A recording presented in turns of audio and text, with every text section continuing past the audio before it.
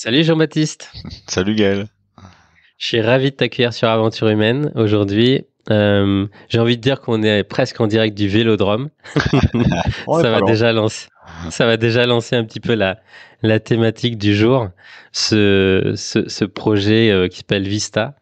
Euh, on va, on va en parler parce que du coup euh, tu as une perche qui a été tendue par Megan et Pierre de Marketing Flow. Ils t'ont tendu le micro dans leur épisode précédent de septembre.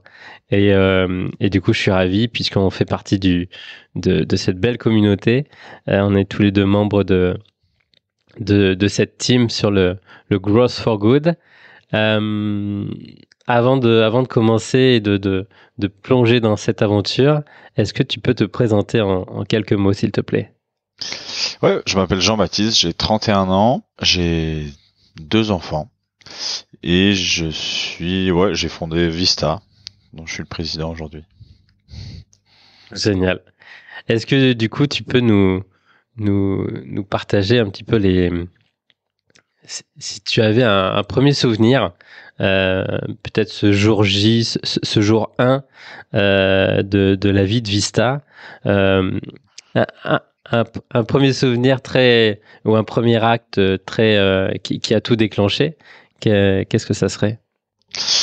Le premier acte qui a tout déclenché, en fait, on est en train de dîner avec Agathe, qui est ma femme, et elle me dit, ah, tout à l'heure, j'ai fait un audit d'une boîte, on parlait de ses produits, et lui, il vend plein d'articles de sport, des articles de sport responsables, et des articles de sport pas responsables, et il aide les clients à se poser la question de l'impact de son achat. Euh, et sur les ballons de foot, il y avait un encadré rouge à côté d'un ballon Adidas en disant nous n'avons pas trouvé d'alternative responsable. Et elle me raconte ça. Et elle me dit un peu sur le ton de la blague, oh bah quand même ce serait marrant de lancer un ballon éco-responsable. Et, et moi j'ai vrillé. On a terminé le dîner. En parlant, on s'est dit mais oui, attends, mais pourquoi, mais c'est fabriqué où, mais c'est quoi les matériaux, mais on a joué toute notre vie au ballon et on s'est jamais posé ces questions. Et voilà, donc l'image vraiment que je garde, c'est après le dîner, je fonce devant l'ordinateur et je me suis couché à 3 heures du mat parce que j'essayais je tapais ballon de foot, fabrication, origine, fin de vie, en anglais, en français. Et voilà, j'ai passé les 3 premières nuits comme ça, à me coucher assez tard pour essayer d'en savoir plus sur les ballons. Ça, c'est en quelle année? Ça, c'est juillet 2020. Juillet 2020, ok. Et du coup, résultat, tu trouves pas grand-chose, tu te dis il faut le créer. Ouais, c'est ça. En fait, on trouve vraiment très peu d'informations. L'exemple typique dont je me rappelle à l'époque, c'est on va sur les fiches produits des grandes marques et on voit un matériau, deux matériaux maximum, et on se dit c'est bizarre quand même un ballon. Voilà. Ensuite, on ne trouve pas du tout où c'est fabriqué. On trouve très peu d'informations sur les usines. On trouve aucune information sur la réparabilité ou le recyclage. Euh, donc je fais un peu voilà une bibliographie de tout ce que je trouve. Et au bout d'un moment, vraiment ça me tracasse. J'arrive pas à trouver plus d'informations que ça, quoi. Vraiment, il y a assez peu d'informations sur Internet.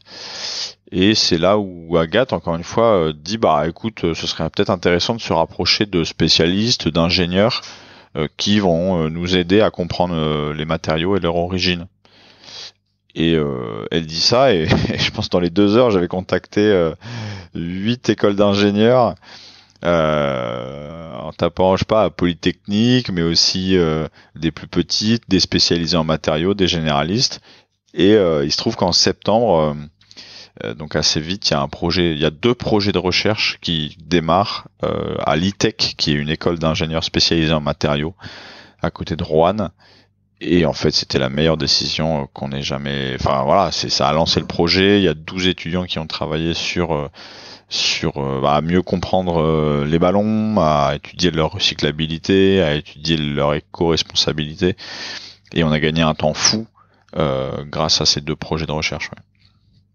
Ouais. Oui. Et du coup, en parallèle, avant ce déclic, toi, tu avais quand même une autre activité. Ouais, bah d'ailleurs on avait monté une boîte ensemble avec Agathe, qui était une entreprise de formation à l'insertion professionnelle.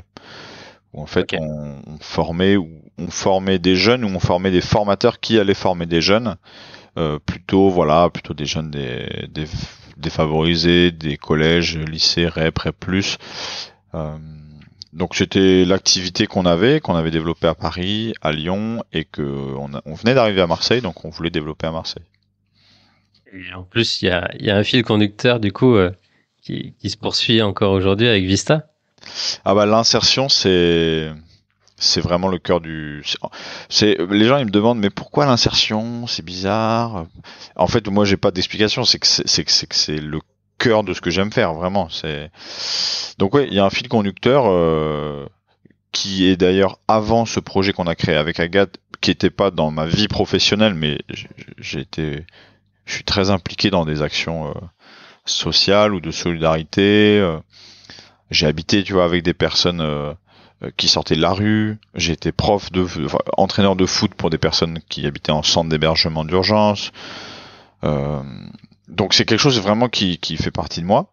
Et voilà, et aujourd'hui, j'ai moins d'activités bénévoles, mais ça se traduit dans mon quotidien professionnel.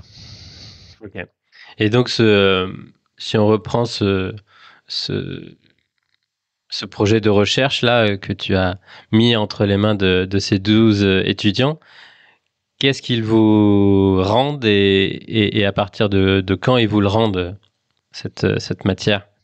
Alors, on fait des points régulièrement, donc on a un premier point sur toute la bibliographie que eux ont trouvé, je dirais novembre, décembre 2020. Et donc là, on apprend plein de choses sur les ballons, en particulier que voilà, il y a entre 5 et 8 plastiques différents dans un ballon, qu'un ballon c'est 100% plastique, donc 100% pétro-sourcé. Euh, on commence à comprendre un peu mieux d'où viennent les matériaux. On commence à comprendre qu'un ballon, en fait, c'est un consommable. C'est vraiment, on extrait des ressources fossiles qu'on transforme en plastique. On fabrique le ballon.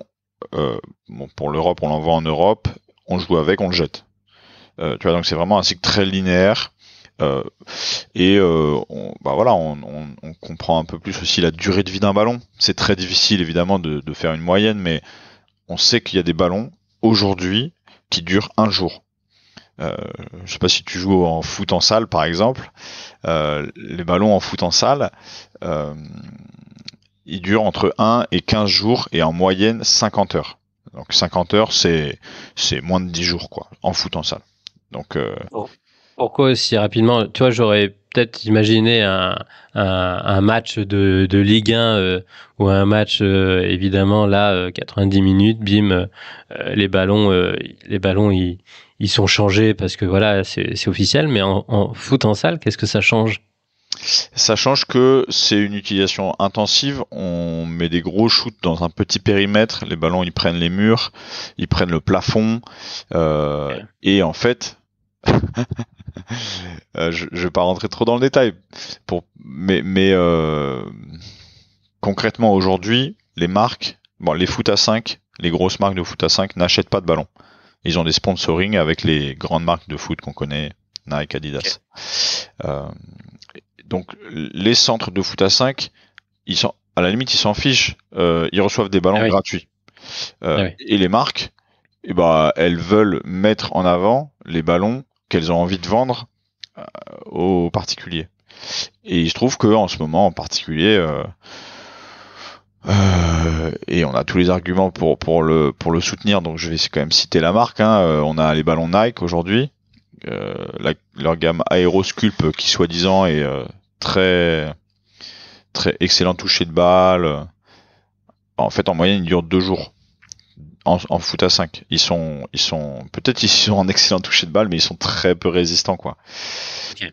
Euh, voilà, c'est pas tous les ballons. Hein. Il y a des ballons qui durent Mhm. beaucoup plus longtemps. Ça dépend beaucoup de l'utilisation qu'on en fait. Mais en tout cas, on découvre ça, quoi. On découvre ça. Et derrière ça, on découvre qu'il n'existe rien du tout sur la récupération de ces ballons usés. sur la réparation ou sur le recyclage. Rien. C'est-à-dire que l'ensemble des ballons de foot qui sont utilisés en France, en moyenne, ils sont jetés en moins d'1 an.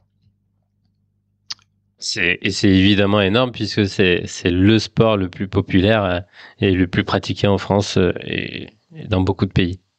Ouais, bah concrètement, on vient en amont produire 27 000 tonnes de plastique. Ces 27 000 tonnes de plastique uniquement sur les ballons de foot deviennent 27 000 tonnes de déchets à la fin de l'année, en moyenne. Ouais. Et tu vois, et en fait, alors 27 000 tonnes, c'est rien par rapport au bâtiment, par rapport au, je sais pas, mais en fait, c'est énorme par rapport à un petit objet qui fait 50, qui fait un demi-kilo, qui est dans notre quotidien. Mais, enfin voilà, c'est vraiment à l'image du business model du foot, quoi. Hein. On achète, on consomme, c'est de la mauvaise qualité, on ne fait rien pour réduire les déchets, on ne fait rien pour classer, pour trier, pour réparer ou pour recycler ces déchets. C'est les marques mettent sur le marché et ensuite on laisse tomber, quoi. Et donc, avec ces informations-là maintenant en votre possession, vous pouviez pas faire autrement que de prendre à bras le corps le projet et d'essayer du coup d'imaginer un ballon fabriqué en France, recyclable, réparable, presque à l'infini, c'est ça? Ouais, bah alors nous ensuite on avait conscience que alors déjà il y a la le premier point qui est on n'a pas trouvé d'alternative. C'est un signe déjà. Et ça veut dire que est-ce que c'est possible d'avoir une alternative? Oui. Quand il n'y a pas de concurrence, tu vois, faut se poser 2-3 questions, savoir si c'est vraiment pertinent d'essayer de le lancer.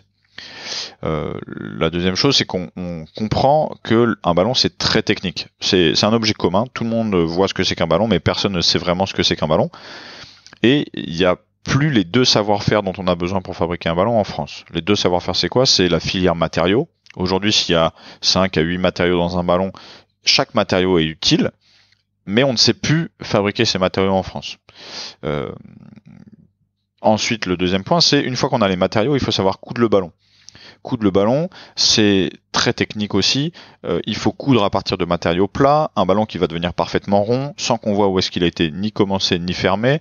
Et il faut un ballon qui résiste à la pluie, au shoot, à la pression intérieure, au temps. Et si, bon, il y a à peu près 1000 points couture sur un ballon, si tu te trompes d'1 millimètre sur 1% de ces points couture, à la fin, le ballon il est plus rond. Ok. Donc c'est très technique. Donc, assez challengeant quand même. Assez challengeant sur ces deux savoir-faire et on part de zéro en France sur l'expertise. Pas vraiment de zéro parce que en particulier il y a Decathlon qui a monté un centre R&D très avancé sur le ballon. Mais c'est un centre R&D et ensuite toute la production des matériaux et la confection des ballons est à l'étranger. Donc nous on part très naïvement, on le sait et c'est à la fois une force et une faiblesse. Et du coup parce qu'on le sait, on se dit bah il faut essayer de pas se compliquer la vie, il faut aller au plus simple. La première étape elle est de se dire allez on tente le tout pour le tout, on veut faire un ballon made in France avec des matériaux français.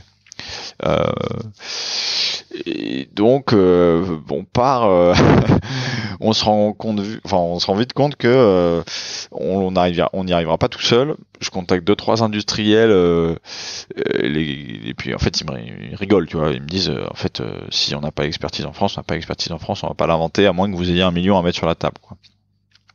Ensuite je sais pas, dans mes recherches, je tape dans un peu toutes les langues possibles. Je me rappelle, je tape en pakistanais, en indien, en chinois sur YouTube, sur Google, comment fabriquer un ballon, où trouver des matériaux de ballon. Tu vois, j'utilise Google Traduction et je trouve plein de vidéos sur YouTube, plein de ressources que je traduis, voilà. Et rien à voir, mais à un moment, je tombe sur une vidéo d'une ONG au Kenya qui fabrique des ballons à partir des déchets qu'ils ont sur place et qui recrute des personnes qui sont sous les seuils de pauvreté pour fabriquer ces ballons. je tombe amoureux du truc, je contacte. Ça fait tilt. Ouais, ça fait tilt. Je suis abasourdi devant la vidéo. Je contacte.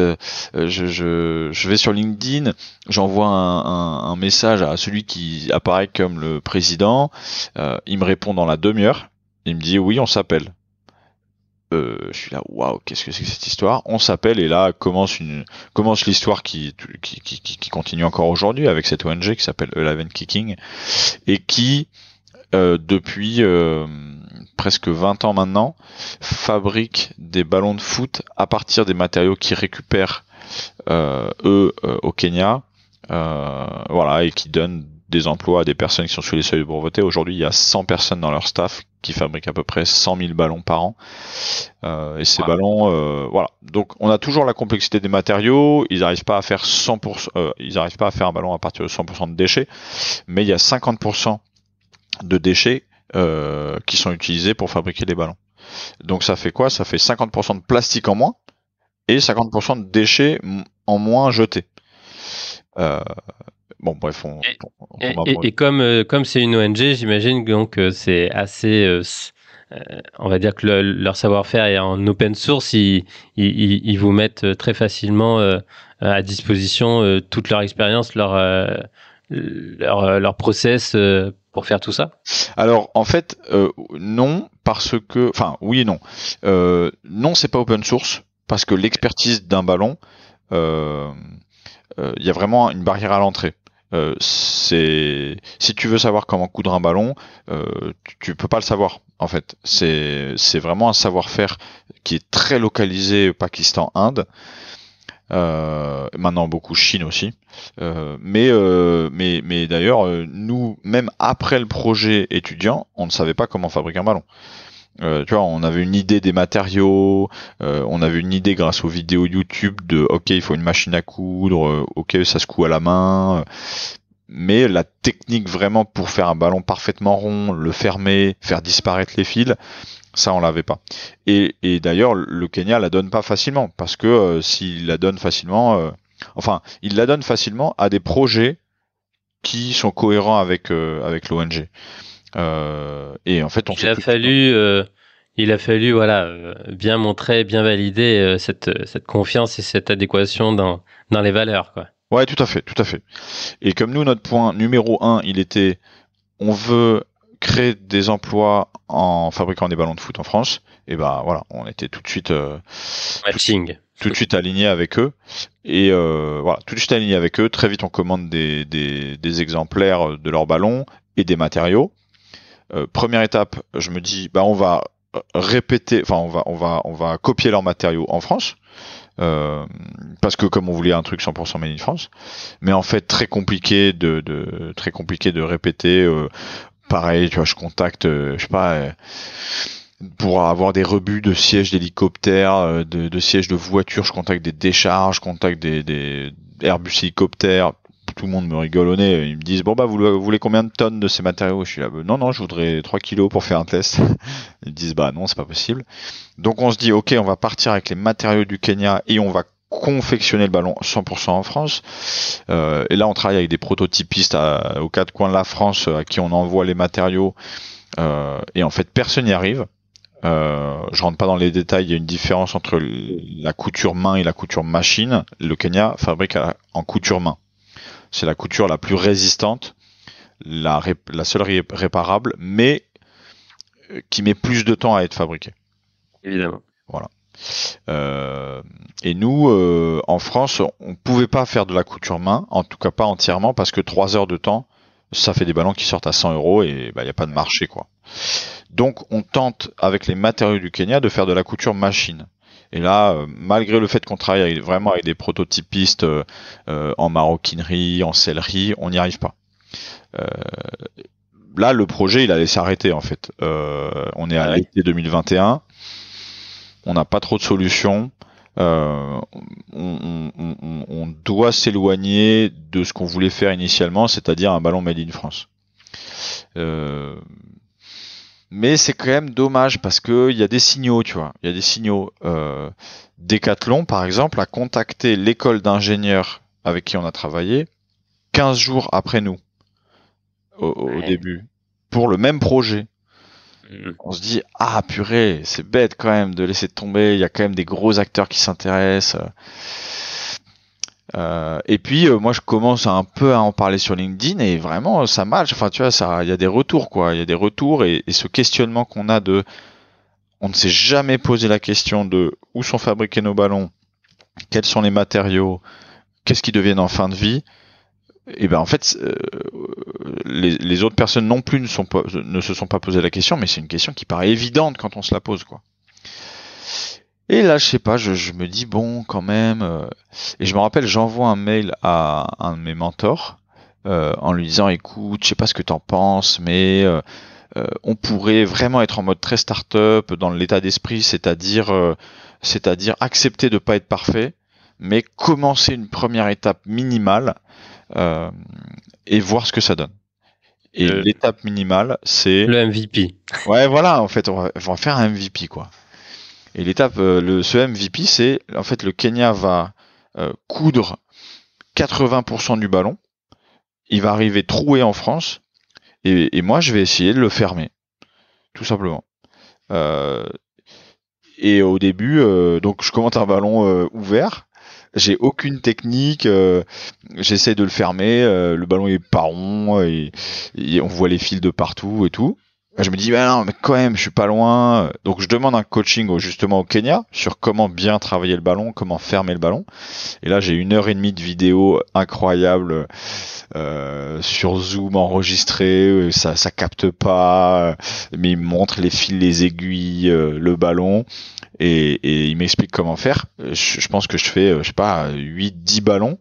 Enfin, je termine 8-10 ballons et à la fin, je me dis, bah, c'est pas trop mal ça. C'est pas trop mal, quoi. Je suis passé de 4 heures sur un ballon à autour d'1 heure. Je me dis, ah, ça commence à devenir intéressant. Maintenant, le projet, c'est pas que ce soit moi qui couse les ballons, c'est que ce soit des personnes en insertion qui cousent le ballon. Et donc, je me rapproche de plusieurs ateliers d'insertion à Marseille, dont un avec qui on travaille aujourd'hui. Trop marrant. La présidente, elle me dit, écoute, j'aime bien ton projet. On va essayer de t'aider. Là, on est octobre 2021. Il y a un an. Ouais, il y a Ouais. un an, ouais, il y a un an. On est octobre 2021. Et puis X ou Y, le truc avance pas trop. Novembre, ça avance pas trop. Je sais pas trop ce qui se passe. Et puis, je sais pas, le 2 janvier, le 3 janvier, on se rappelle. Et elle me dit, oui, Jean-Baptiste, bah là, j'ai un gars qui arrive pour coudre les ballons après-demain. Euh, donc, alors, je t'explique, le 5 janvier, le gars arrive. Le 13 janvier, c'est le terme de notre deuxième grossesse. Oui. Et le 8 janvier, on déménage. C'est assez intense hein, chez vous. Donc, c'est le chaos total. Il y a Ourik qui arrive, qui est réfugié syrien, qui parle pas un mot de français, mais qui est cordonnier depuis ses 12 ans, Ah, qui a fait de la couture à la main sur les chaussures. oh là là. Euh, Savoir-faire extraordinaire, là, à mon avis. ah ouais, non mais incroyable, incroyable. Et donc moi entre le déménagement, les trucs, je suis dans le chantier, j'arrive avec mon pantalon plein de peinture à l'atelier, je lui montre comment on coud un ballon. Premier ballon, il met 4 heures à le terminer. Je me dis ouah, je sais pas, j'espère qu'il va baisser son temps quand même parce que 4 heures en France c'est un peu cher. Aujourd'hui, il met 20 minutes, tu vois, pour terminer les ballons. Donc voilà, et l'histoire, elle commence comme ça. Donc aujourd'hui, on a toujours cette histoire de MVP. On augmente progressivement le temps de fabrication et surtout le nombre de points couture pour terminer le ballon. Au début, on était sur 5 cm. Maintenant, on est passé sur 20 cm de fermeture. Et voilà Et le donc, début de l'histoire. aujourd'hui, euh, combien de ballons sortent par jour, on va dire? Combien de ballons Vista? Aujourd'hui, il y a entre 30 et 40 ballons qui sortent par jour. Ballons Vista qui sortent par jour. Et combien de personnes qui sont à l'atelier? 3 personnes. 3 personnes. 3 personnes. Ok. Et ces ballons, du coup, la matière première, elle vient encore du Kenya? Ouais, la matière première, elle vient encore du Kenya. Euh, Ok. on a des projets R&D en parallèle pour avancer sur ça. Mais encore une fois, de toute façon, même si on développe la matière première en France, il faudra quand même qu'on fasse, du coup, il faudra qu'on fasse 100% de la confection en France. Et pour l'instant, on n'a pas réglé ce problème de un ballon cousu main, c'est 3 heures. Voilà. Donc, on a vraiment les deux expertises qui se croisent sans arrêt chez nous. Euh, voilà. On a calculé l'empreinte carbone, même, on a calculé tout le cycle de vie, l'impact du cycle de vie du ballon. Et aujourd'hui, on est assez fiers parce que l'empreinte carbone, par exemple, est 2 fois plus faible que les ballons classiques, grâce à l'utilisation de ces déchets qui, dans la norme ADEME, comptent pour 0 dans l'impact carbone. Et ce, alors qu'on fait venir les matériaux, et on est très transparent là-dessus, en avion du Kenya en France, parce qu'aujourd'hui, on n'a pas assez de volume pour remplir un container et pas assez de trésor pour attendre 3, 4, 5 mois l'arrivée des ballons. Quand on passera en bateau, on arrivera à être 4 fois plus faible, tu vois, que en empreinte carbone sur l'utilisation de ce ballon.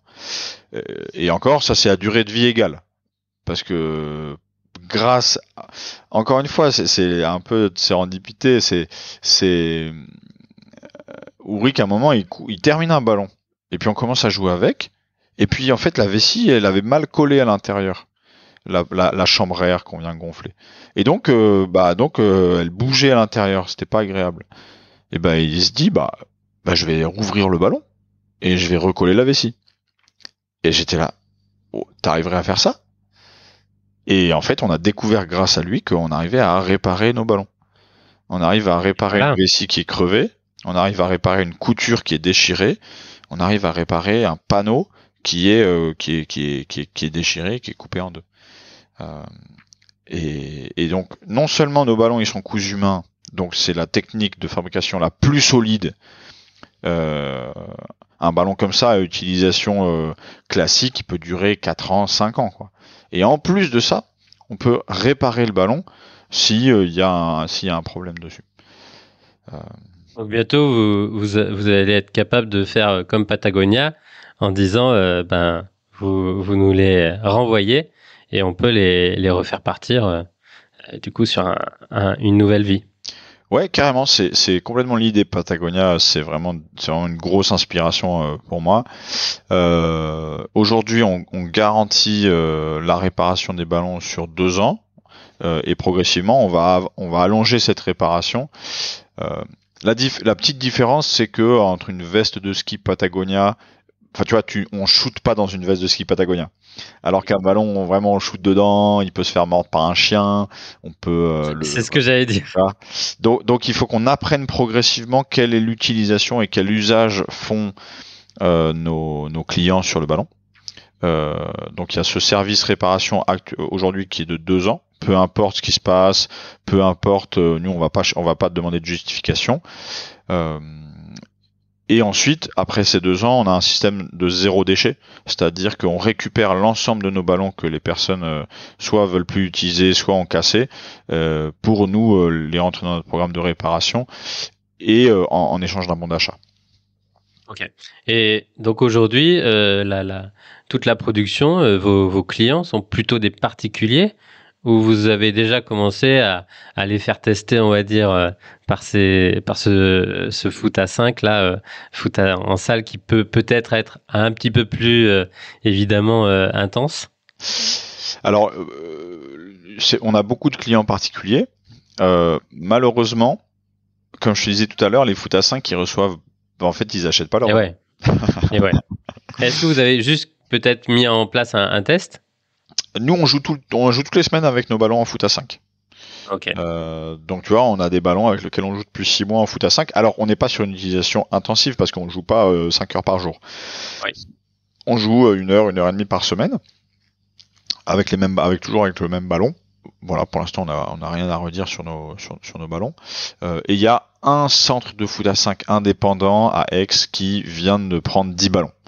Et donc on va pouvoir faire un test de durabilité avec ces 10 ballons. Mais malheureusement, enfin malheureusement et heureusement en fait, mais les centres de foot à 5 aujourd'hui n'achètent pas leurs ballons, donc sur le principe ils trouvent notre idée sympa, mais financièrement ils peuvent pas se passer de dotation de plusieurs dizaines de milliers d'euros de ballons chaque année. Et j'ouvre une parenthèse, Vas-y. j'ouvre une mini parenthèse. Si on arrive à réparer les ballons Vista, on s'est aussi rendu compte qu'on arrivait à réparer d'autres marques. Et en particulier, on arrive à réparer tous les autres ballons qu'ils ont cousus à la main. Ouais. Et ça, c'est juste incroyable en fait. Parce que du coup, ça pourrait faire rentrer, on va dire, dans le cycle des ballons non produits par vous, mais par contre déjà sur le territoire, et vous pourriez faire la boucle en toute autonomie à partir de ce moment-là, quoi. Et voilà, c'est ce qu'on découvre en fait, c'est ce qu'on découvre encore une fois depuis 2 mois, complètement par hasard. La deuxième personne qu'on a recrutée, Ibrahima, qui vient de Guinée, elle a travaillé pendant 20 ans en tant que vulcanisateur. Moi, je savais pas trop ce que c'était vulcanisateur. C'est la chimie. Et en fait, c'est de la chimie. C'est des personnes qui travaillent sur les matériaux en plastique souple. Et concrètement, un vulcanisateur fabrique des chambres à air. Et nous, dans tous nos ballons, il y a des chambres à air. Et ouais. Un vulcanisateur sait réparer des chambres à air. Et nous, dans nos ballons, il y a que des chambres. Enfin, il y a tous nos ballons ont des chambres à air. Et donc, un jour, on avait une vessie cassée. Vessie, c'est un peu plus compliqué que juste une chambre à air de vélo parce qu'il y a la valve où on rentre l'aiguille à l'intérieur, tout ça. Et il nous dit, et puis il voit le truc. Et puis je reviens 10 minutes après. C'était réparé. Et puis c'était réparé. J'ai dit, mais qu'est-ce qui s'est passé? Et ben dit, ah bah non, mais je l'ai réparé. J'étais, quoi? Comment c'est possible? Donc c'est incroyable. Enfin, je veux dire, c'est incroyable de tomber sur une personne comme ça qui a ce savoir-faire là. Et aujourd'hui, non seulement on est capable de réparer des coutures, on répare aussi les vessies. Il est capable de réparer des vessies avec d'anciennes vessies.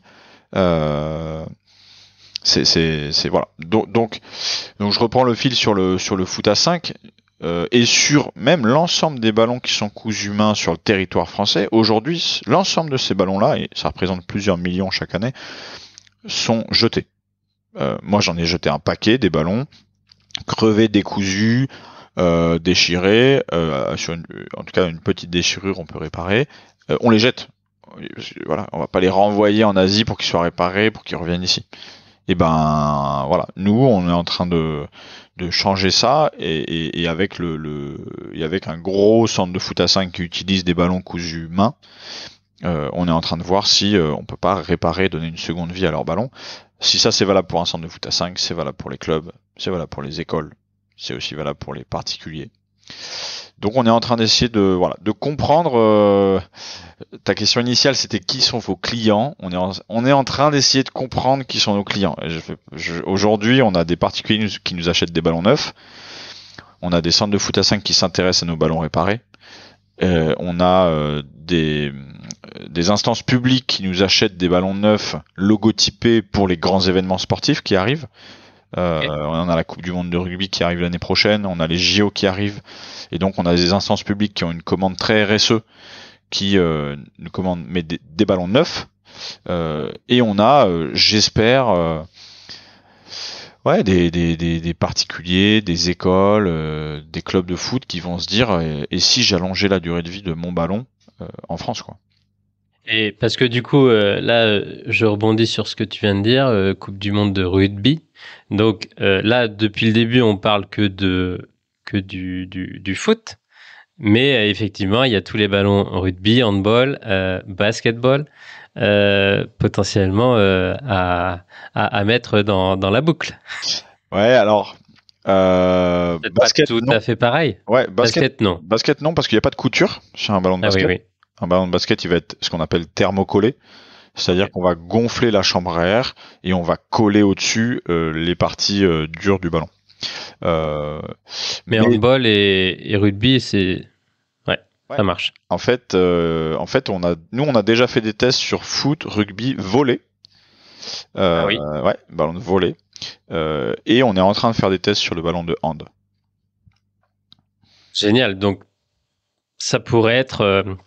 Donc, est-ce que la Coupe du Monde de rugby en France, ça pourrait être vos ballons? Ah, alors ensuite, il y a quelque chose que moi je découvre progressivement aussi. Énorme.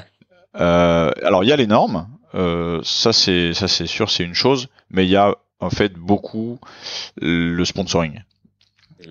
Aujourd'hui, techniquement, notre ballon, il pourrait être utilisé par des professionnels de foot ou des professionnels de rugby, techniquement. Mais on n'arrivera jamais à payer plusieurs millions les ligues ou les fédérations pour que ce soit notre ballon qui soit reconnu. On n'a pas l'ambition d'ailleurs de remplacer un Adidas, un Nike, même un Kipsta sur la Ligue 1 ou un Gilbert Ouais. sur le top 14. On n'a pas cette ambition-là.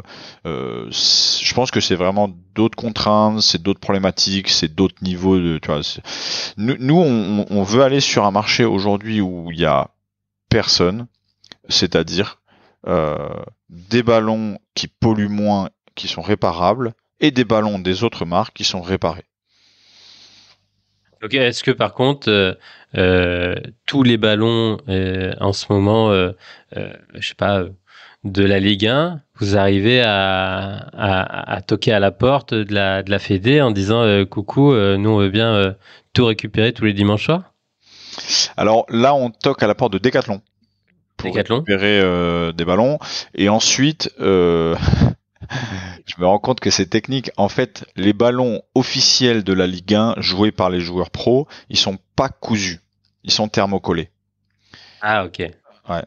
Le modèle réplica, Eh oui. lui, Ok. va être cousu, mais il va être Ok. cousu machine, le modèle de Ok. Kipsta. Ah, c'est incroyable, c'est effectivement ce côté technique et ce côté, du coup, en fait, vous attaquez à créer de A à Z une nouvelle filière. Donc, et au final, en très très peu de temps. Donc, bah, euh, bravo de vous y avoir, vous y êtes collé, vous y êtes arrivé et en fait, peut-être ce côté naïf que tu disais au début, c'est ça qui aujourd'hui vous permet de trouver ces portes ouvertes. À chaque nouvelle étape, il y a 3, 4, 5 portes devant vous et il y en a une qui peut s'ouvrir et ça vous permet d'aller un peu plus loin, quoi. Ouais, carrément, là, quand tu te dis, je pense qu'il y a trois choses qui sont déterminantes dans le développement du projet. Le côté naïf, c'est sûr, comme tu dis. Ensuite, il y a un côté quand même, je dirais, persévérance intelligente, c'est-à-dire que quand on a eu des moments où personne ne nous répondait, où toutes les réponses étaient négatives, où on pensait arrêter parce qu'on ne trouvait pas de solution. On a eu un moment où un jour, un de nos gars en insertion nous dit j'en ai marre, je me barre. Euh, Tu vois, et là, tu te dis ok, est-ce qu'on a raison de faire ça?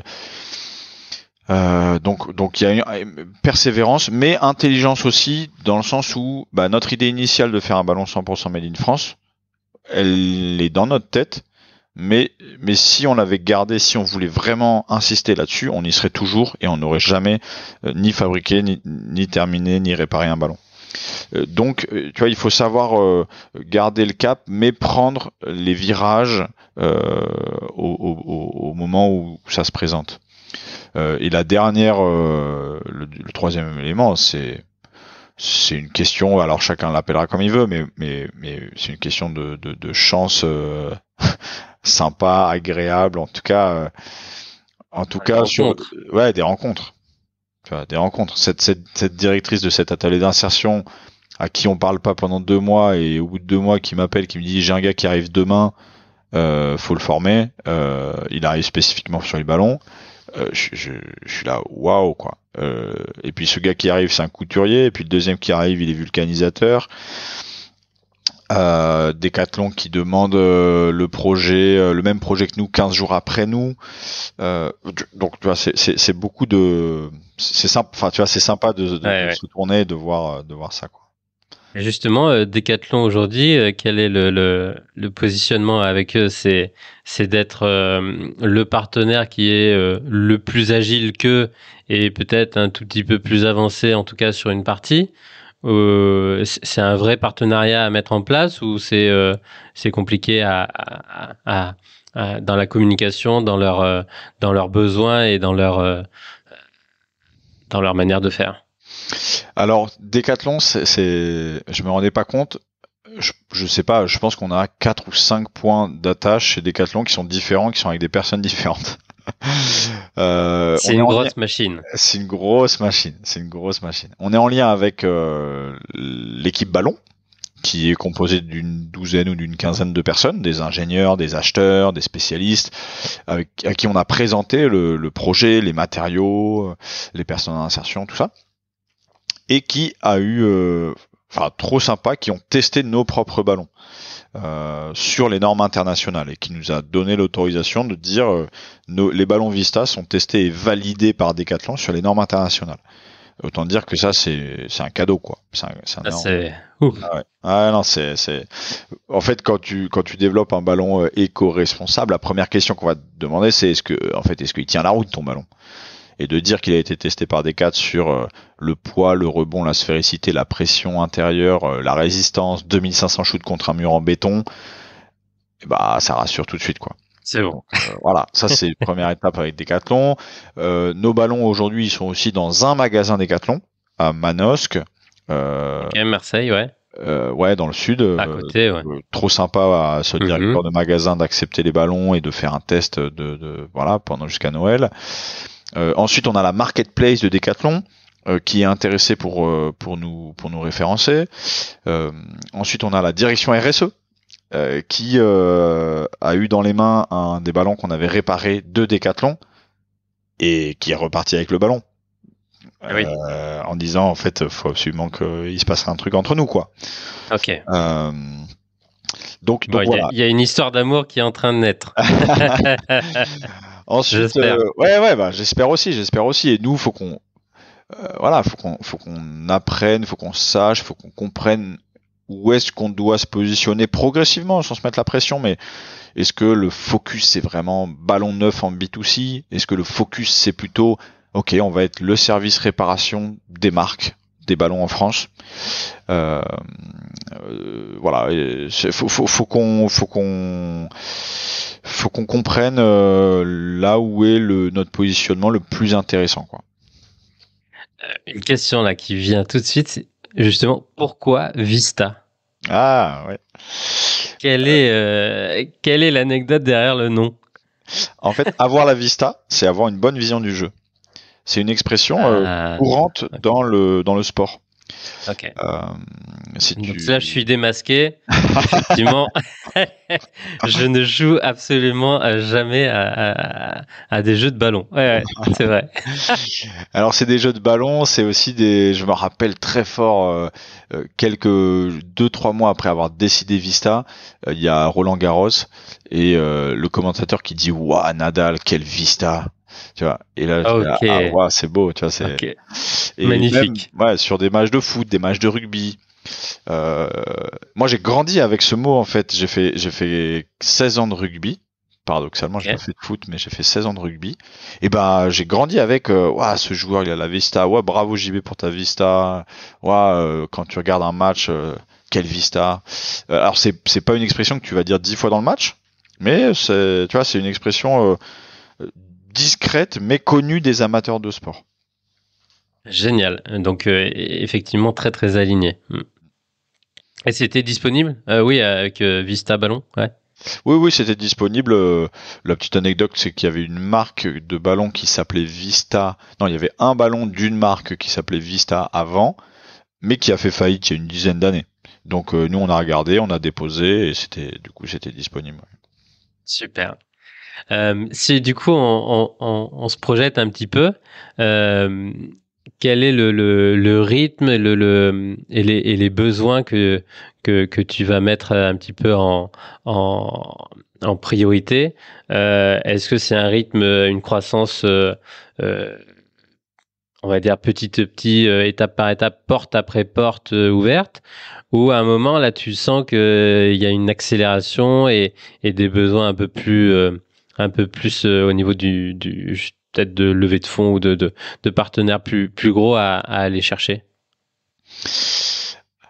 Je sais pas. Je sais pas. Il y a, en fait, encore une fois, là, j'ai l'impression qu'on est un peu à un virage qui peut durer longtemps d'ailleurs. Initialement, j'étais persuadé qu'on allait faire du B2C sur des ballons neufs Vista. Je me rends compte. Peut-être en train de se rééquilibrer. Ouais. C'est en train de se rééquilibrer parce que déjà toujours sur les ballons neufs Vista mais en B2B, une commande en B2B d'une métropole pour la Coupe du Monde de rugby, c'est l'équivalent de l'ensemble des ballons qu'on a déjà vendus jusqu'à présent, tu vois. Voilà, et ensuite grosse interrogation sur ce côté réparation. Grosse interrogation. Pour l'instant, on sait que techniquement on le fait.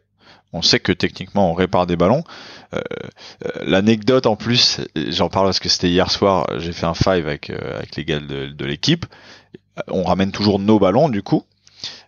Et on avait rapporté un ballon Adidas, un Tango Rosario, pour ceux qui connaissent, c'est un ballon assez mythique d'Adidas, qu'on avait réparé. Et en fait, le terrain d'à côté nous a chippé le ballon et a fait 1 heure de foot avec ce ballon. Et à la fin, je dis, mais il est où notre ballon? C'est à mon Tango, on l'a réparé. Et les gars ont joué pendant 1 heure. Et tu vois, mais quel plaisir de voir des gens jouer avec le ballon, kiffer le ballon et ne pas du tout se rendre compte qu'en fait, il a été réparé par Vista. Que derrière, tu vois, moi derrière, je vois les mains des gars qui répare le ballon, qui ouvre le ballon, qui change la vessie, qui ferme le ballon, et à la fin, c'est encore un ballon qu'on peut utiliser. Voilà, donc grosse interrogation sur ce côté réparation. Le rêve, c'est d'avoir les interlocuteurs des marques, Kipsta, Adidas, Nike, même d'autres, Select, Ulsport, et qu'on fasse des partenariats avec eux et qu'ils financent en fait la réparation de ces ballons. Ça c'est le rêve, parce qu'on a un interlocuteur qui maîtrise un peu ces ballons, qui sait à peu près où est-ce qu'ils sont, et qui pour une question environnementale, réparabilité, allongement de la durée de vie, va s'engager avec nous, quoi. Ce serait beaucoup plus compliqué mais faisable de le faire avec par exemple les clubs de foot. Tu vois, on pourrait dire à un club, donnez-nous vos ballons en fin d'année, on les répare, on vous les remet en septembre. Le problème de ça, c'est que grosse barrière à l'entrée, il y a des grosses dotations de ballons, des marques. Donc un club entre je récupère un ballon réparé et j'ai un ballon neuf d'une grande marque. Aujourd'hui, on n'a pas trop de succès, quoi. Et puis c'est toujours plus intéressant quand même d'aller à la source, effectivement. Et du coup, aujourd'hui, vous êtes à l'équilibre. Toi, tu es à temps plein dessus? Ah oui. Sur Vista? Ouais. Et vous êtes à l'équilibre financier ou c'est encore vous êtes encore sur la route justement pour aller. On est sur la route. C'est notre première année de commercialisation. Oui. Non, on n'est pas à l'équilibre financier. On n'avait pas prévu de l'être en première année. Encore une fois, le ballon, ça peut être très long ou ça peut aller très vite.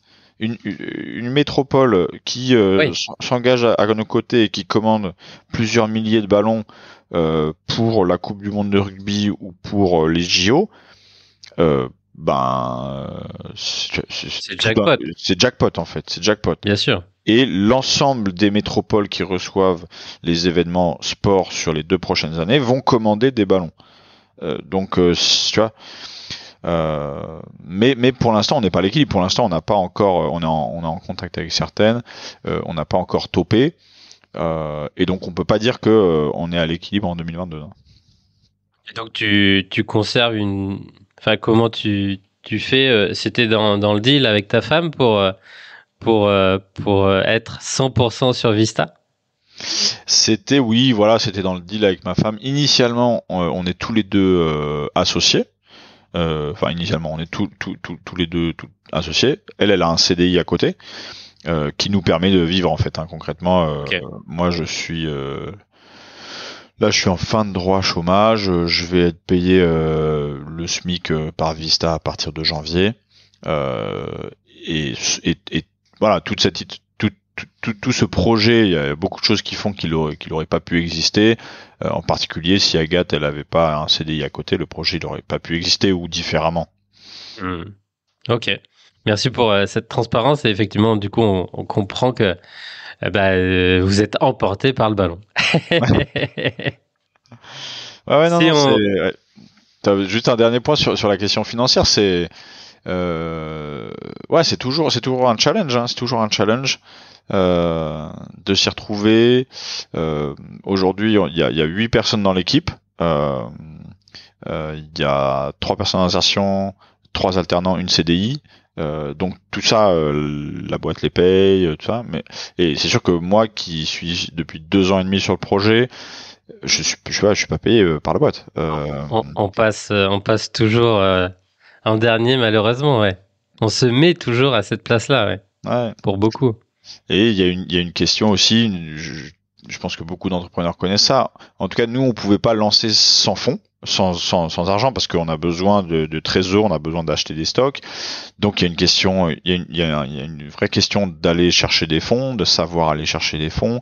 Là, je parle que en non dilutif. Hein. Nous, on n'a pas de fonds d'investissement, que en non Oui, tu as dilutif. été chercher de la dette.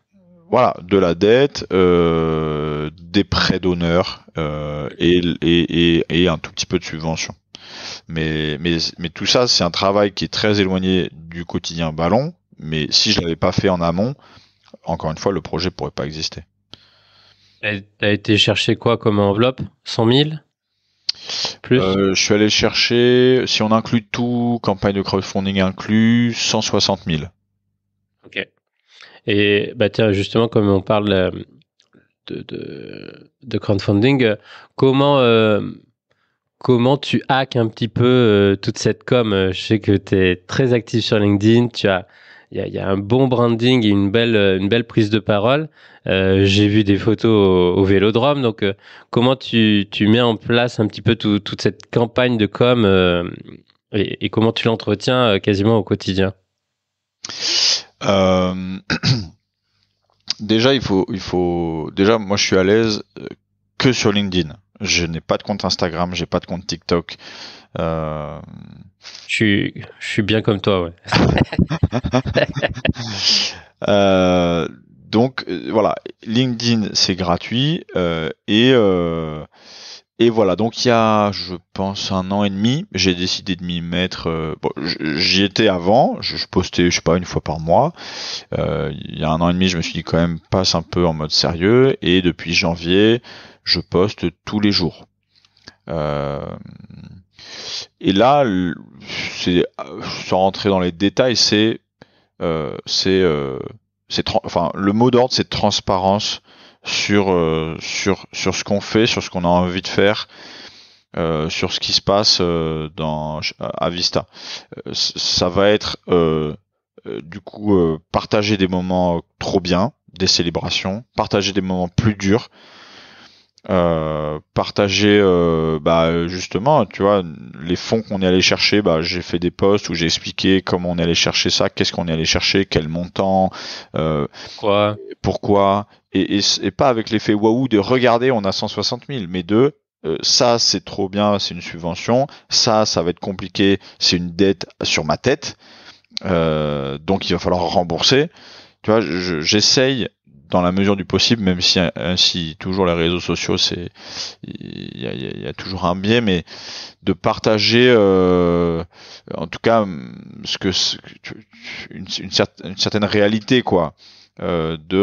oui, c'est cool de lever de l'argent, mais ne lève que ce dont tu as besoin, et derrière c'est pas rigolo. Enfin, aujourd'hui, nous, si le projet il rate, je sais pas comment concrètement je sais pas comment je vais faire avec les emprunts que j'ai, soit sur la boîte soit sur ma tête.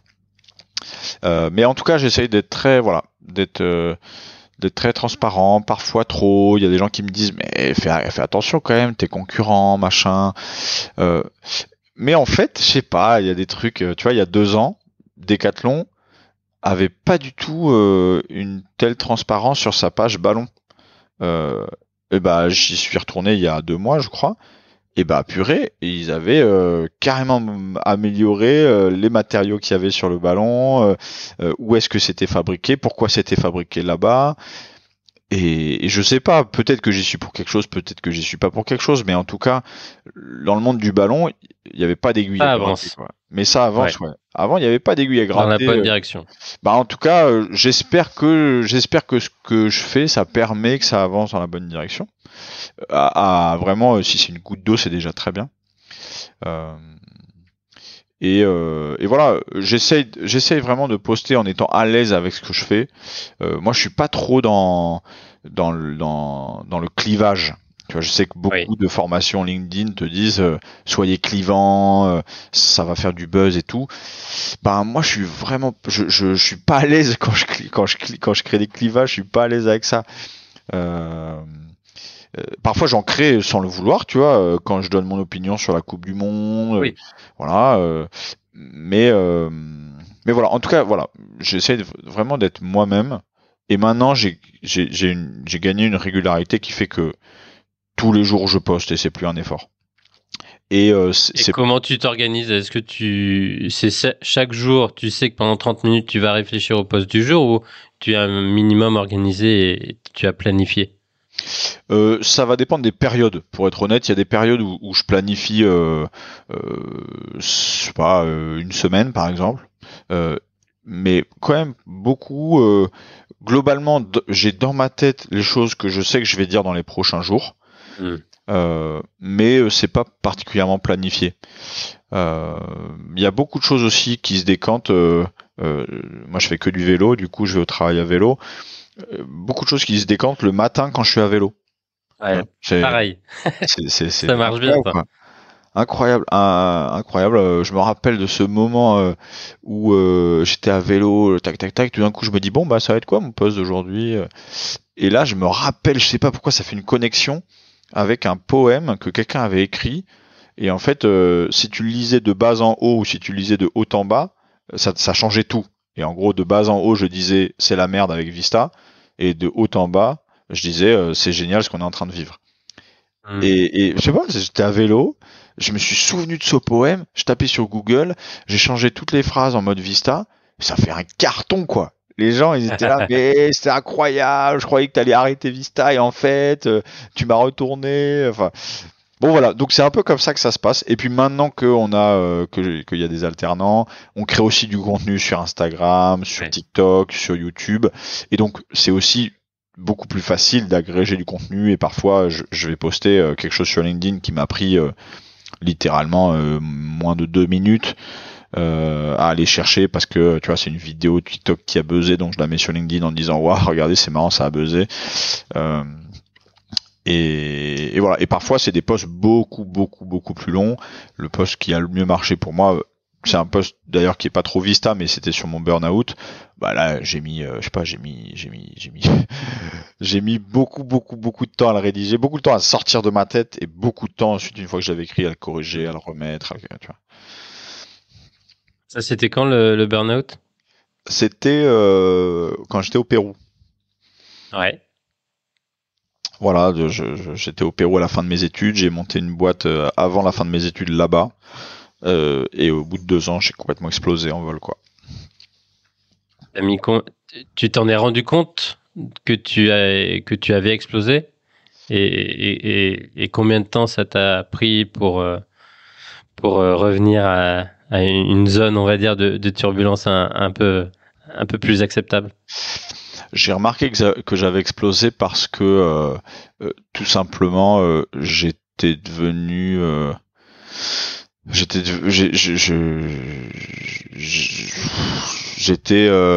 j'étais dans un corps d'une personne de 100 ans, quoi. Du jour au lendemain, je pouvais manger, m'épuiser. Je me rappelle manger un plat de pâtes et être essoufflé et ne pas réussir à le terminer et en fait devoir m'allonger tellement je tremblais de fatigue. Euh, J'arrivais plus à marcher, j'arrivais plus du tout. Tu vois, je me rappelle aller à la pharmacie chercher des médicaments, m'appuyer contre les murs de la rue parce que j'arrivais plus à marcher. Et encore plus flippant, j'arrivais plus à penser. Euh, Moi, je suis quelqu'un qui pense tout le temps, qui me fait tout le temps des scénarios dans la tête. Et là, je me faisais un scénario dans la tête, boum, blackout, boum. Tu vois, genre j'avais un mur noir devant moi, dans ma tête. Et j'arrivais plus à processer. Bon, bref, donc ensuite gros souci d'angoisse, gros souci pour dormir, et donc pendant un an c'était somnifère, anxiolytique, psychiatre, psychologue, et j'ai recommencé à bosser au bout de 8 mois après mon craquage.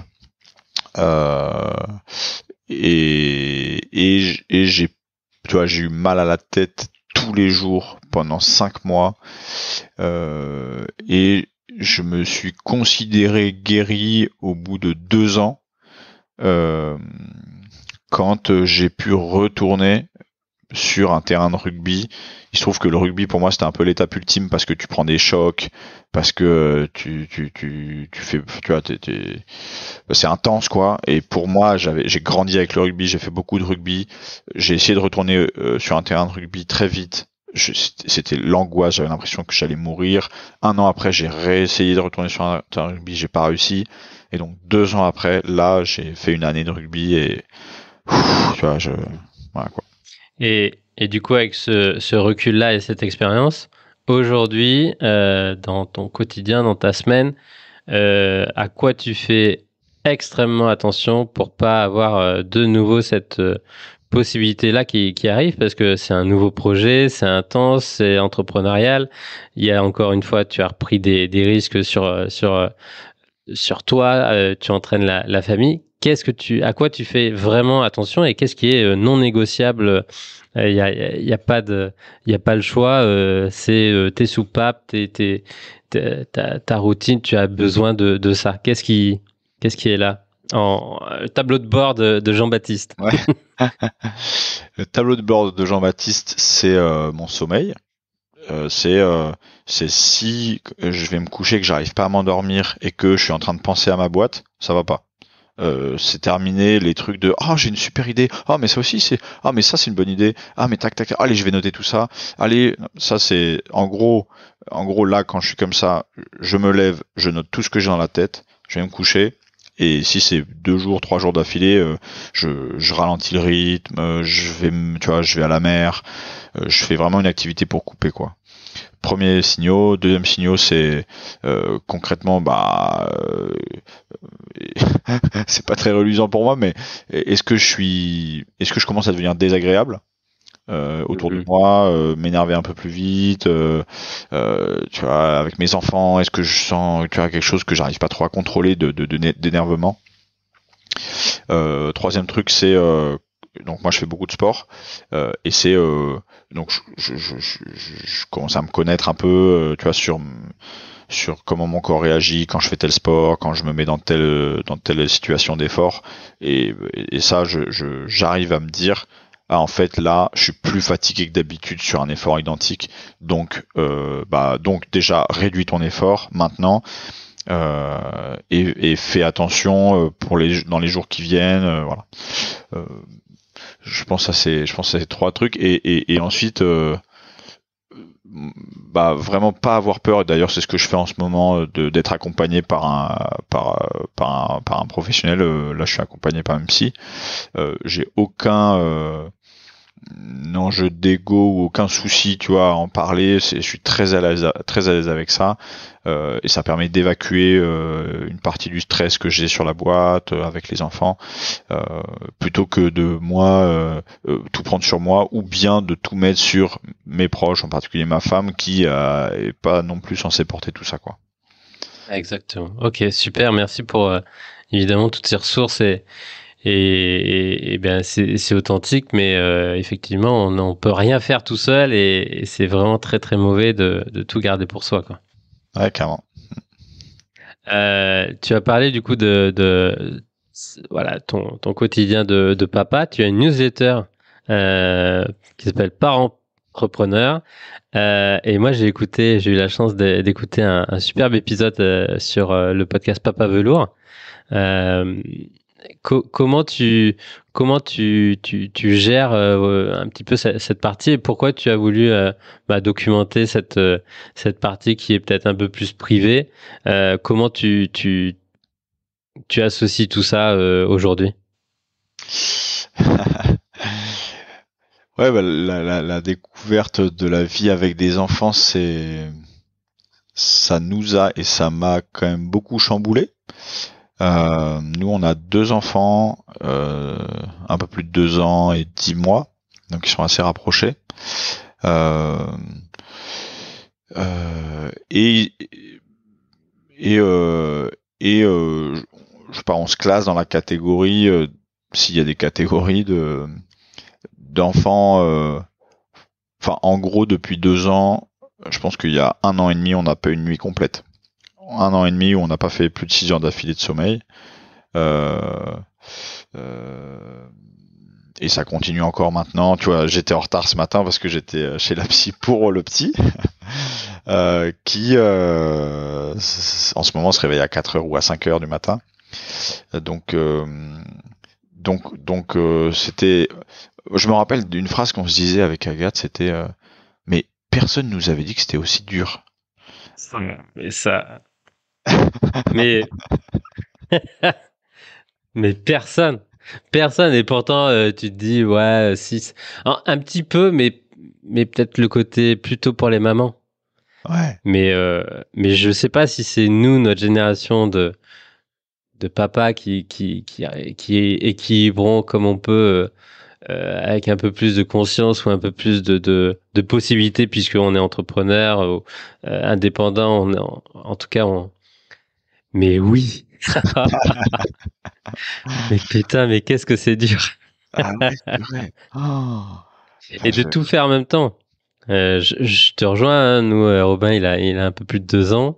Podcast Mania a un peu plus de 2 ans aussi. Donc j'imagine, voilà, tout est à peu près lié. On doit gérer la naissance. Et c'est tellement compliqué. Il y a rien qui est on est très loin d'avoir ces routines ou ces mécanismes d'adultes. Et nos boîtes et nos enfants ont besoin de nous. Et c'est dur d'équilibrer, d'être là. Ouais. Moi, franchement, en tout cas, ça fait plaisir que ça résonne chez toi. Mais c'est clair, quoi. Enfin, moi, je me vois, et franchement, j'ai pas honte de le dire, je me vois, et encore 10 jours, à pleurer à 4 heures du mat à côté de mon gamin qui hurle, tu vois. Et en fait, je sais que à 9 heures, enfin à 8 heures, il faut les amener chez l'assistante maternelle, à vélo, ça va être le bordel, il va pas vouloir mettre ses chaussures, il va falloir, on va être la tête dans les couches, machin. À 9 heures, il faut être au boulot et avoir une journée d'énergie à donner à ses collègues, à régler les soucis, à être, tu vois, à avoir aussi toujours ce truc de est-ce que la boîte elle va marcher, est-ce que ça va se développer, qu'est-ce que je peux faire pour faire mieux, et le soir rebelote, t'as le tunnel des aller les chercher le bain, le coucher, et en fait tu t'angoisses que la nuit prochaine tu vas être réveillé à des heures pas possibles. Waouh quoi, c'est et on se sent seul en fait. Enfin, moi et donc c'est pour ça aussi un peu cette newsletter. C'est parce que je vis à fond à 100% le fait d'être papa et le fait d'être entrepreneur, euh, et que je suis un peu frustré aussi des ressources que j'ai pu ne pas trouver en fait. Euh, euh, voilà, j'ai pas trouvé énormément de trucs sur cette vie de papa et de boss, papa boulot ou papa entrepreneur, et donc voilà, je partage et ça me fait vraiment plaisir, et c'est voilà, et il y a des bons retours et c'est sympa, et voilà, donc c'est du bonus quoi pour moi cette newsletter. Ça te fait effectivement partager, donc un peu libérer cette pression, et en retour, peut-être que le mien là te le dit, mais est-ce que c'est ça aussi que tu as dans ces lecteurs, le fait de ne pas être seul et te dire la prochaine nuit à 4 heures du mat, en fait, effectivement, je suis peut-être tout seul là dans la chambre avec mon fils, mais en fait, j'ai l'impression qu'il y a une bonne centaine de lecteurs qui potentiellement cette nuit sont dans le même cas que moi. Ouais, carrément. Ouais, carrément, d'ailleurs, j'ai des retours de personnes qui me disent sur la question du sommeil, ça me parle carrément. Ça fait plaisir. Tu vois, j'ai fait un épisode où je parlais de la dichotomie entre faire croître sa boîte parce que sinon elle n'existe pas, et nos enjeux environnementaux, où en fait faut quand même réduire un paquet de trucs. Et c'est pareil, tu vois, et en tant que papa en plus, le fait d'avoir des incendies cet été en Bretagne et que j'avais jamais vu d'incendie depuis ma plage et que mes gamins ont vu sur leur première plage des incendies, enfin, et donc effectivement, tout ça, il y a des retours trop sympas de personnes à qui ça parle, et bah voilà, ça fait trop plaisir de se sentir pas tout seul aussi grâce à ça. Ouais. Il y a des échanges de ressources. Écoute, c'est une réflexion que j'avais cette semaine. C'est que pour l'instant, il n'y a pas trop d'échanges de ressources. Et une de mes frustrations, c'est que du coup, la newsletter, c'est très descendant. Tu vois, c'est très, j'écris quelque chose et il y a des lecteurs. Et s'ils veulent, ils me font un retour. Mais les personnes entre elles ne peuvent pour l'instant pas communiquer entre elles. Et ça, je trouve ça frustrant. Je suis sur d'autres groupes de parents sur Facebook, bon, qui me correspondent pas trop, mais en tout cas pour voir aussi ce qui se passe. Et voilà, il y a beaucoup de mamans qui dit bonjour, j'ai un souci comme ci, comme ci, comme ça, qu'est-ce que vous me conseillez? Et là, il y a 15 commentaires, ouais, tu vois. Euh, Peut-être monter un groupe WhatsApp ou un groupe Discord pour avoir cette possibilité-là. ouais, Tu réfléchis? ouais, j'ai réfléchi, ouais, carrément. Ok, super. Je m'inscrirai évidemment. Tout à l'heure, tu parlais de Lima. Il y a aussi une belle aventure que j'aimerais creuser. Je pense que c'est à ton retour. Vous avez été faire un petit périple en van en Europe. C'est effectivement ça dans la chronologie. C'est au retour de Lima pour souffler. Ça a participé? Non. Au retour de Lima, Non. vraiment, je suis rentré chez mes parents, j'étais au RSA. Donc dans ma partie burn-out. Non, c'était 3 ans après. Ok. C'est 3 ans après. J'ai rencontré Agathe après au travail, et à un moment on a décidé tous les deux de partir du travail et de vivre ce tour et de voilà. Ok. Donc effectivement. Prendre un bon break à deux, et pourquoi donc pourquoi euh, ce, ce ce périple, est-ce qu'il y avait c'était juste l'intention de faire un voyage et de se laisser porter par le voyage, ou il y avait un but, un endroit, des rencontres un peu plus précises? Ouais, alors en fait c'était pour notre voyage de noces.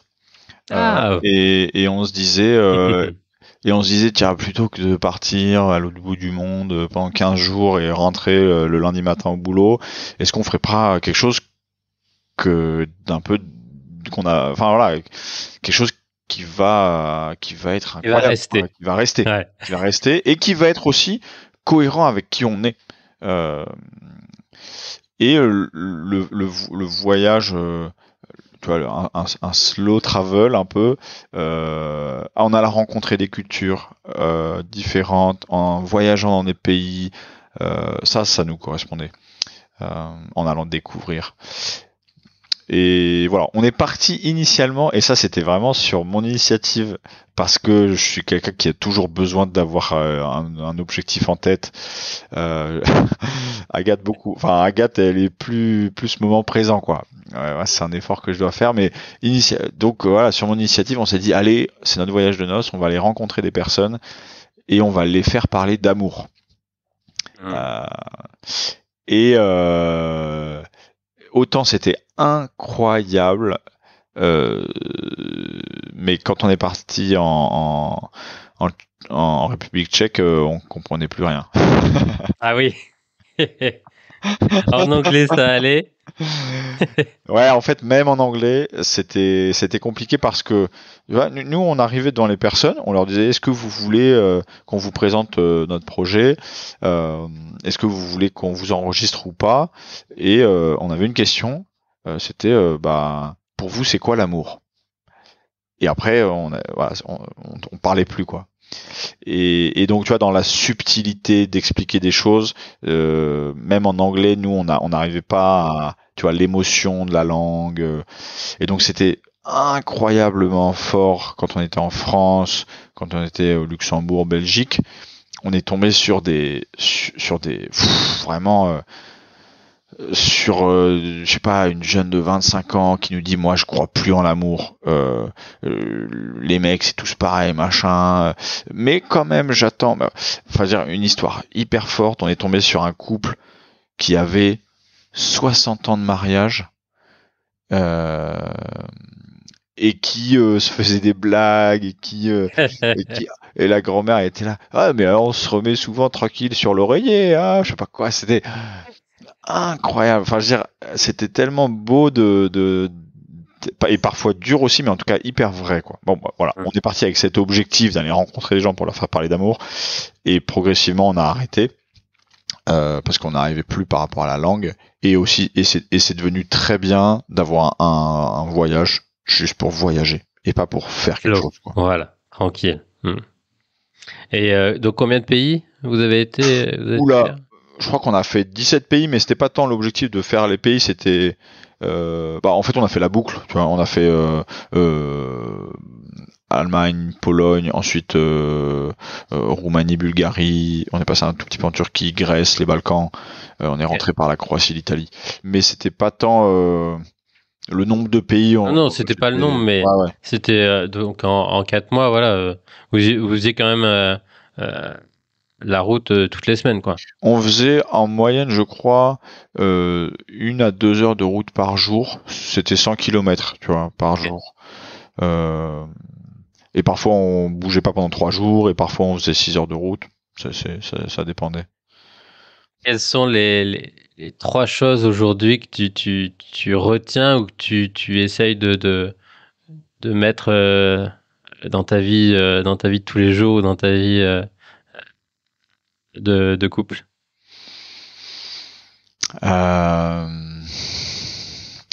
Alors la première chose auquel j'ai pensé quand tu me poses cette question, c'est pas du tout par rapport à la vie de couple. C'est pas très rigolo, mais on est passé en van entre la Turquie et la Grèce, à cette frontière. Je sais plus comment s'appelle ce fleuve, mais en gros ce fleuve fait la frontière entre la Turquie et la Grèce, et c'est un gros lieu de passage de migrants. Ok.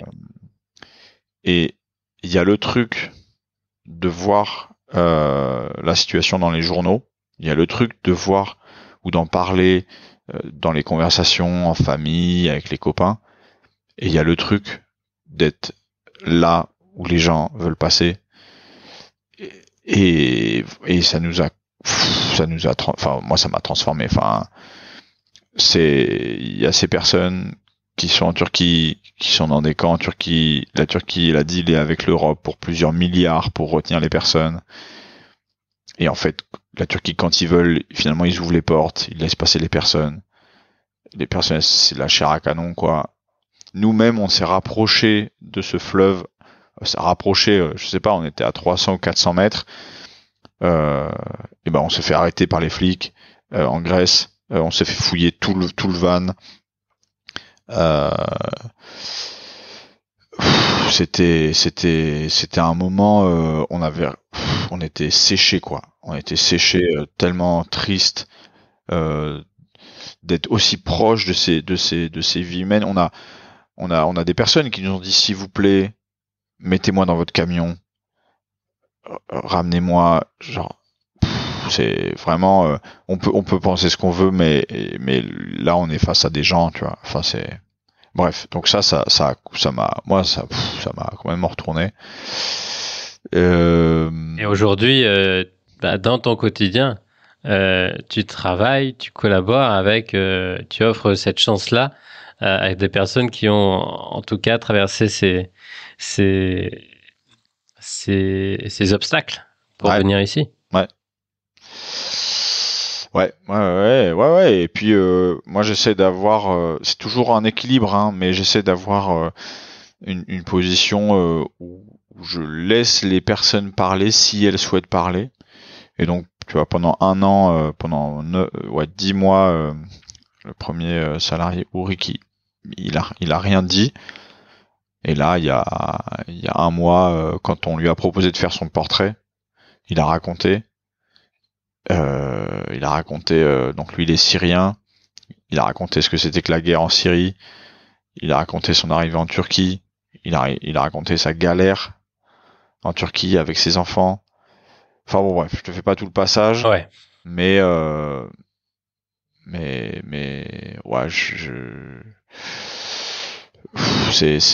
en fait c'est encore une fois, moi je suis hyper frustré parce qu'il y a ce qu'on voit, ce que les gens disent sur les journaux, les machins, et puis il y a les gens, juste il y a les gens qui sont en face de toi, tu vois.